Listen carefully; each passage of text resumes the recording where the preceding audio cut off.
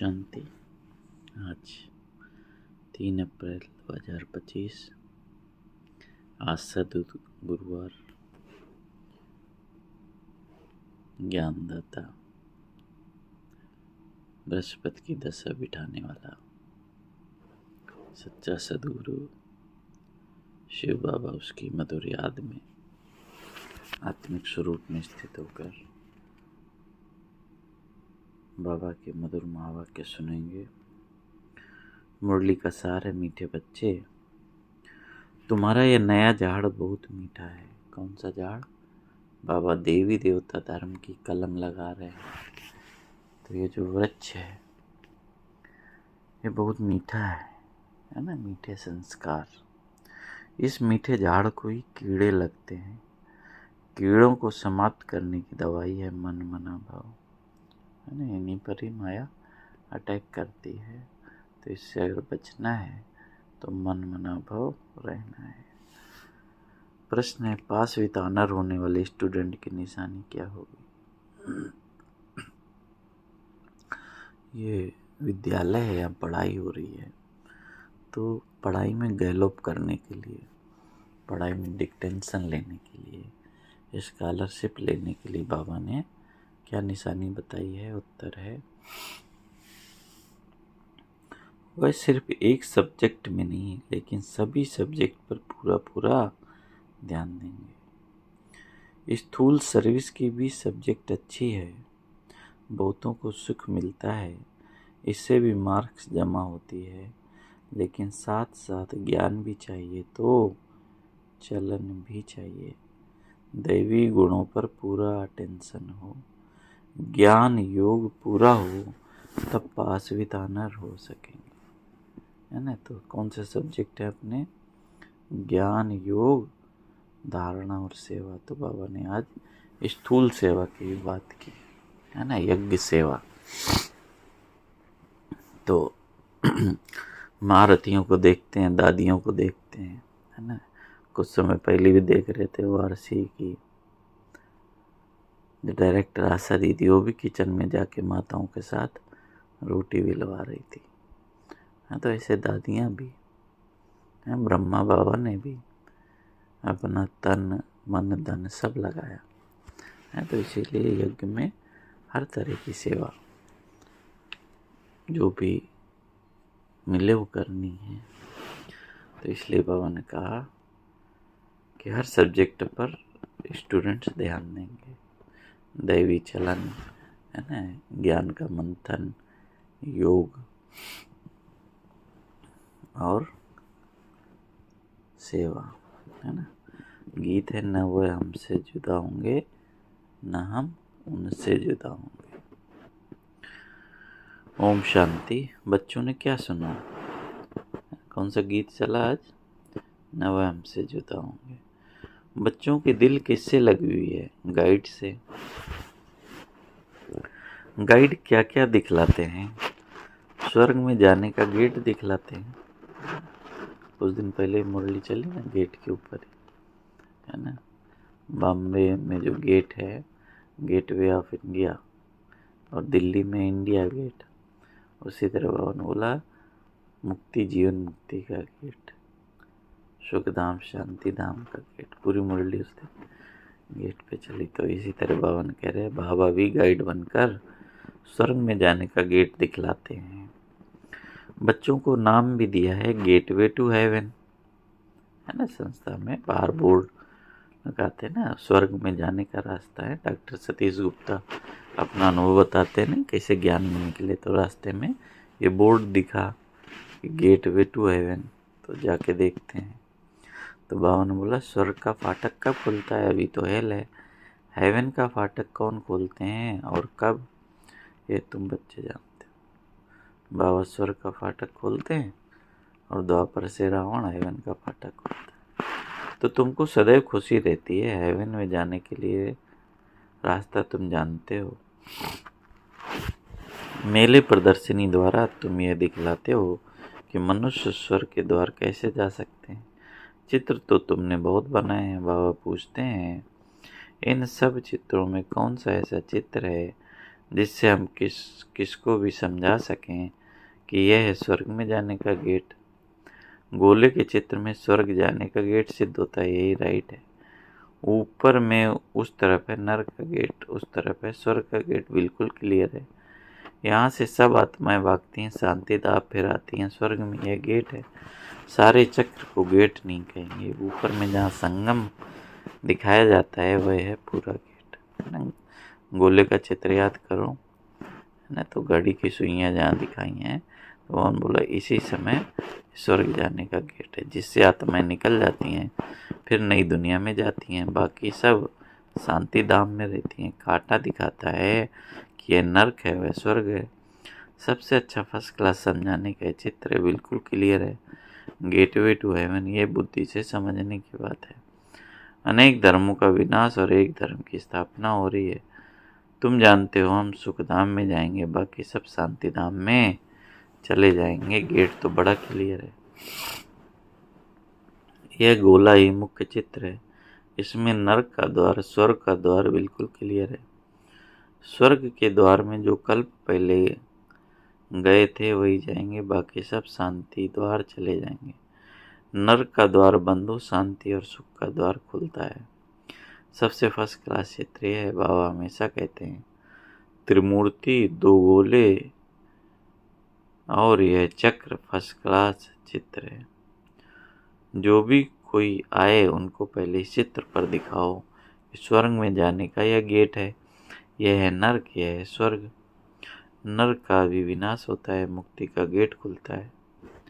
बाबा ने बोला इस समय हम स्वर्ग में जाएंगे, बाकी सब शांति में जाएंगे। कितना सहज है। स्वर्ग द्वार सभी तो नहीं जाएंगे, सब चले जाएं तो कितनी संख्या हो जाए वहाँ पे, है ना। तो इसलिए बोला कायदा नहीं, वहाँ तो इन देवी देवताओं का ही राज्य था। तुम्हारी बुद्धि है स्वर्ग द्वार चलने के लिए। अभी हम लायक बने हैं, जितना लिखेंगे पढ़ेंगे तो होंगे नवाब, रूलेंगे पिलेंगे तो होंगे खराब। पढ़ने गीत है ना, दुनिया में कहावत गाते हैं ना, पढ़ोगे लिखोगे तो बनोगे नवाब, खेलोगे कूदोगे होगे खराब, है ना। तो बाबा ने इसी तरह बोला संगम युग का समय, जितना बुद्धि में ज्ञान रत्नों को धारण करेंगे तो उतनी कमाई होगी, उतना ही ऊंचा पद होगा। बाबा फिर से कह रहे हैं सबसे अच्छा चित्र गोले का है। बुद्धि से समझ सकते हैं कि एक बार चित्र देखा फिर बुद्धि से काम लिया जाता है। तुम बच्चों को सारा दिन ख्याल चलना चाहिए कि कौन सा चित्र मुख्य हो जिस पर हम अच्छी रीति समझा सकते हैं। गेटवे टू हेवन, यह अंग्रेजी अक्षर बहुत अच्छा है। अभी तो अनेक भाषाएं हो गई हैं, हिंदी अक्षर हिंदुस्तान से निकला है। हिंदुस्तान अक्षर कोई राइट नहीं है, इसका असली नाम भारत है। भारत खंड कहते हैं। ये तो गलियों के नाम बदले जाते हैं, खंड का नाम थोड़ी बदला जाता है। महाभारत अक्षर है ना, सब में भारत ही याद आता है ना। भारत माता, महाभारत गाते भी हैं, भारत हमारा देश है। हिंदू धर्म कहने से भाषा भी हिंदी कर दी है। यह है अनराइट। यह सतयुग में था सच ही सच, सच पहनना, सच खाना, सच बोलना, और यहाँ सब झूठ हो गया है। तो यह गेटवे टू हेवन अक्षर बहुत अच्छा है। चलो हम आपको स्वर्ग जाने का गेट बताएं। कितनी भाषाएं हो गई हैं। बाप तुम बच्चों को सदगति की श्रेष्ठ मत देते हैं। बाप की मत के लिए ही गायन है कि उनकी गत मत न्यारी है। तो तुम बच्चों को कितनी सहज मत देते हैं। भगवान की श्रीमत पर ही तुमको चलना है। डॉक्टर की मत पर चलेंगे तो डॉक्टर बनेंगे, भगवान की मत पर चलकर भगवान भगवती बनना होता है भी भगवान वाच। इसलिए बाबा ने कहा था पहले तो यह सिद्ध करो कि भगवान किसको कहा जाता है। स्वर्ग के मालिक जरूर भगवान भगवती ठहरे, ब्रह्मा में तो कुछ है नहीं। स्वर्ग भी यहाँ, नर्क भी यहाँ होता है। बाबा बोला ब्रह्म में और नाम में कोई स्वर्ग या नर्क नहीं होता है ना। स्वर्ग नर्क कहाँ पे होता है? इसी धरती पर जब देवी देवताएं राज्य करते हैं, तो यही धरती स्वर्ग कहलाती। स्वर्ग नर्क दोनों बिल्कुल न्यारे हैं। मनुष्यों की बुद्धि बिल्कुल तमो प्रधान हो गई है, कुछ भी समझते नहीं। सतयुग को लाखों वर्ष दे दिया है, कलयुग के लिए कहते हैं क्या कहते हैं कि अभी 40,000 वर्ष पड़े हुए। कलयुग मतलब ना सबकी मत अलग है। शंकराचार्य अलग बोलते हैं, कोई कुछ बोलता है, बिल्कुल घोर अंधियारे में। अभी तुम बच्चे जानते हो बाप हमको हेवन ले जाने के लिए ऐसा गुणवान बनाते हैं। मुख्य फुरना ये रखना है। फुरना माने फिक्र। क्या फिक्र रखनी है? कोई भी फिक्र नहीं रखनी बाबा बोलते हैं, लेकिन केवल एक फिक्र कि हम सतो प्रधान कैसे बने। बाप ने बताया है कि मामेकम याद करो, चलते फिरते काम करते बुद्धि में ये याद रहे। आशिक मासूक भी कर्म तो करते हैं ना, भक्ति में भी कर्म तो करते हैं, बुद्धि में उनकी याद रहती है। याद करने के लिए माला करते हैं। बाप भी घड़ी घड़ी कहते हैं मुझ बाप को याद करो। सर्वव्यापी कह देते तो फिर याद किसको करेंगे?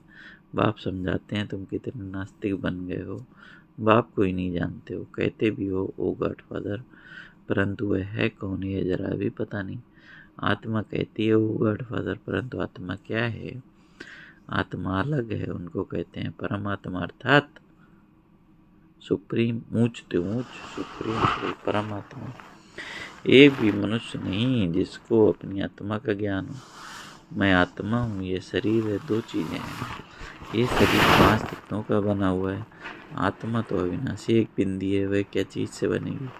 इतनी छोटी बिंदी है, साधु संतात को पता नहीं। इसने तो बहुत गुरु किए, परंतु कोई ने यह नहीं सुनाया कि आत्मा क्या है, परमपिता परमात्मा क्या है। ऐसे नहीं, सिर्फ परमात्मा को नहीं जानते, आत्मा को भी नहीं जानते, है ना। आत्मा का भी यथार्थ ज्ञान नहीं है।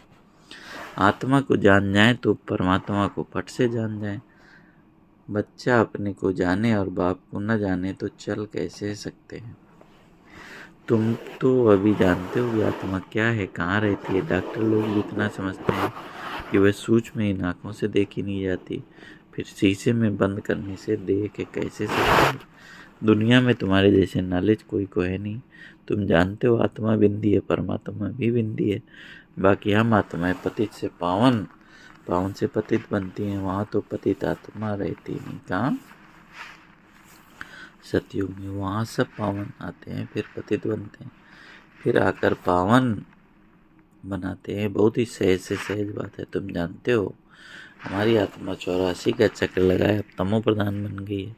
हम ही 84 जन्म लेते हैं, एक की बात नहीं। बाप कहते हैं मैं समझाता इनको हूँ, सुनते तुम हो। ब्रह्मा बाबा को बाबा समझाते हैं, फिर एक कोई सुनाएगा ना बाबा ज्ञान।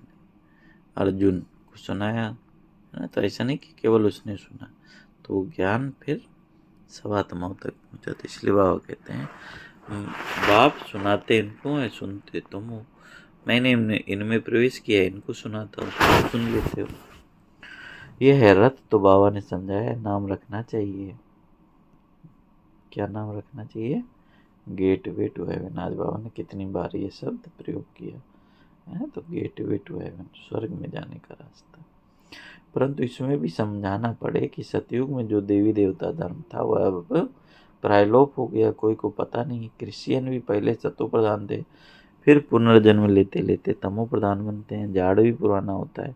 ये वैरायटी धर्मों का झाड़ है। झाड़ के हिसाब से ही सब धर्म वाले आते ही पीछे में ड्रामा बना बनाया। ऐसे थोड़ी कोई किसी को टर्न मिल जाएगा सतयुग में आने का, नहीं है तो अनादि खेल बना हुआ है। सतयुग में एक आदि सनातन प्राचीन देवी देवता धर्म था। अब तुम बच्चों की बुद्धि में है कि हम स्वर्ग में जा रहे हैं। आत्मा कहती है हम तमो प्रधान हैं, तो घर कैसे जाएंगे, स्वर्ग में कैसे जाएंगे? उसके लिए सतो प्रधान बनने की युक्ति भी बाप ने बतलाई है।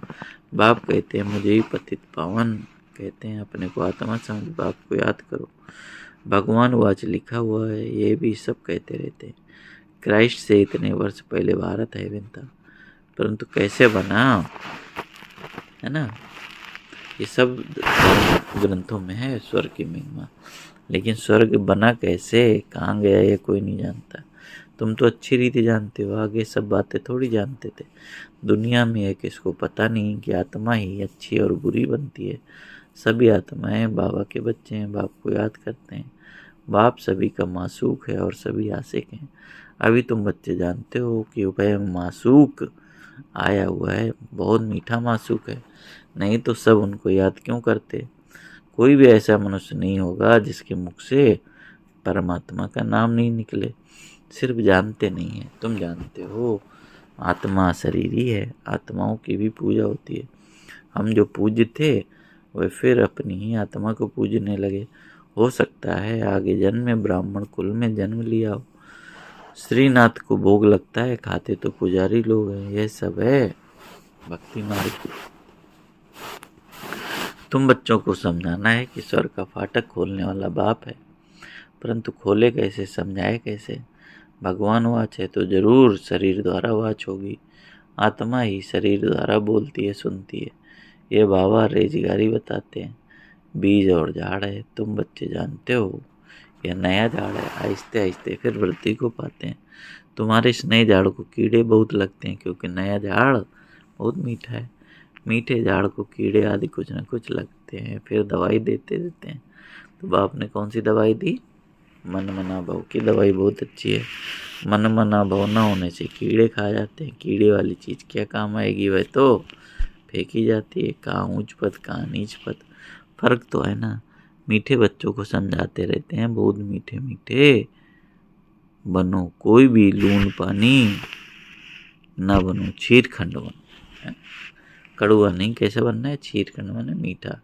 वहाँ शेर बकरी भी छीरखंड रहते हैं, तो बच्चों को भी छीरखंड बनना चाहिए, परंतु कोई की तकदीर में है नहीं, तो तदबीर भी क्या करें, ना पास हो जाते हैं। टीचर तो पढ़ाते हैं तकदीर ऊंच बनाने। टीचर पढ़ाते तो सबको है, फ़र्क भी तुम देखो। स्टूडेंट क्लास में जान सकते हैं कि कौन किस सब्जेक्ट में होशियार है। यहाँ भी ऐसे स्थूल सर्विस की भी सब्जेक्ट है, जैसे भंडारी है। बहुतों को सुख मिलता है, कितना सब याद करते हैं, ये तो ठीक है। इस सब्जेक्ट से भी मार्क्स मिलती है, लेकिन पास विथ ऑनर होने के लिए सिर्फ एक सब्जेक्ट नहीं, सब सब्जेक्ट में पूरा ध्यान देना है। ज्ञान भी चाहिए, चलन भी चाहिए, और दैवी गुण भी चाहिए। अटेंशन रखना है। भंडारी के पास भी कोई आए तो कहे मन मना भाव, शिव बाबा को याद करो तो विकर्म विनाश होंगे और तुम स्वर्ग के मालिक बन जाएंगे। बाप को याद करते औरों को भी परिचय देते रहें। ज्ञान और योग चाहिए, बहुत ही जी है। मुख्य बात है ही ये, अंधों की लाठी बनना है। प्रदर्शनी में किसको ले जाओ, चलो हम आपको स्वर्ग का गेट दिखाएं। यह नर्क है, वह स्वर्ग है। बाप कहते हैं मुझे याद करो और पवित्र बनो, तो तुम पवित्र दुनिया के मालिक बन जाएंगे। मन मना वो बहु तुमको गीता सुनाते हैं, इसलिए बाबा ने चित्र बनाया है। गीता का भगवान कौन? स्वर्ग का गेट कौन खोलते हैं? कौन खोलता है? खोलता है शिव बाबा। श्री कृष्ण उस गेट से पार करता है। मुख्य चित्र हैं ये दो, बाकी तो है रेजगारी। बच्चों को बहुत मीठा बनना है, प्यार से बात करनी है, मनसा वाचा कर्मणा सबको सुख देना है। तो बाबा ज्ञान की, योग की, धारणा की सब बातें बताते हैं ना, क्योंकि पास विथ ऑनर होना है तो सारे सब्जेक्ट में पास होना है। तो बावन बोला मनसा वाचा कर्मणा सबको सुख देना है। देखो भंडारी सबको खुश करती है, तो उनके लिए सौगात भी ले आते हैं। ये भी सब्जेक्ट है ना, सौगात आकर देते हैं। वह कहती है हम तुमसे क्यों लूँ, फिर तुम्हारी याद रहेगी। शिव बाबा के भंडार से मिलेगा तो हमको शिव बाबा की याद रहेगी, है ना। भंडारी दादी बोली दादी है ना, जो यज्ञ में सभी को ब्रह्मा भोजन कराते थे, उसकी बाबा बात कर रहे हैं। तो बाबा बोला यार तुमसे सौगात क्यों लेंगे, यज्ञ से नियम है ना, यज्ञ से लेंगे तो यज्ञ की याद रहेगी। शिव बाबा के भंडारे से मिलेगा तो शिव बाबा की याद रहेगी। अच्छा मीठे मीठे सिखल दे बच्चों प्रति माता पिता बाप दादा का याद प्यार और गुड मॉर्निंग। रूहानी बाप की रूहानी बच्चों को नमस्ते। हम रूहानी बच्चों की रूहानी बाप दादा को याद प्यार गुड मॉर्निंग। नमस्ते बाबा, नमस्ते, शुक्रिया बाबा। धारणा के मुख्य सार है, अपनी ऊंच तकदीर बनाने के लिए आपस में बहुत बहुत छीरखंड मीठा होकर रहना है, कभी लून पानी नहीं होना है, सभी सब्जेक्ट पर पूरा अटेंशन देना है। सदगति के लिए जो श्रेष्ठ मत मिली है उस पर चलना है और सबको श्रेष्ठ मत ही सुनानी है। स्वर्ग में जाने का रास्ता दिखाना है, वरदान है। हर आत्मा को हिम्मत उल्लास दिलाने वाले रहम दिल विश्व कल्याणकारी। हर आत्मा को हिम्मत उल्लास दिलाने वाले रहम दिल विश्व कल्याणकारी हो। कभी भी ब्राह्मण परिवार में किसी कमजोर आत्मा को तुम कमजोर हो ऐसे नहीं कहना। आप रहम दिल विश्व कल्याणकारी बच्चों के मुख से सदैव हर आत्मा के प्रति शुभ बोल निकलें। दिल से कष्ट बनाने वाले बोल नहीं। चाहे कोई कितना भी कमजोर हो, उसे इशारा या शिक्षा भी देनी है तो पहले समर्थ बनकर फिर शिक्षा दो। पहले उसकी महिमा करो, फिर ज्ञान सुनो। पहले धरनी पर हिम्मत और उत्साह का हल चलाओ, फिर बीज डालो तो सहज हर बीज का फल निकलेगा। इससे विश्व कल्याण की सेवा तीव्र हो जाएगी। स्लोगन है, बाप की दुआएं लेते हुए सदा भरपूरता का अनुभव करो। अव्यक्त इशारे हैं, कंबाइंड रूप की स्मृति से सदा विजय। कौन सी स्मृति रहे? कंबाइंड स्वरूप की। सदा हर कर्म करते हुए अपने को कर्म योगी आत्मा अनुभव करो। कोई भी कर्म करते हुए याद भूल नहीं सकती। कर्म और योग दोनों कंबाइंड हो जाए। जैसे कोई जुड़ी हुई चीज अलग नहीं होती, ऐसे क्या हो जाओ?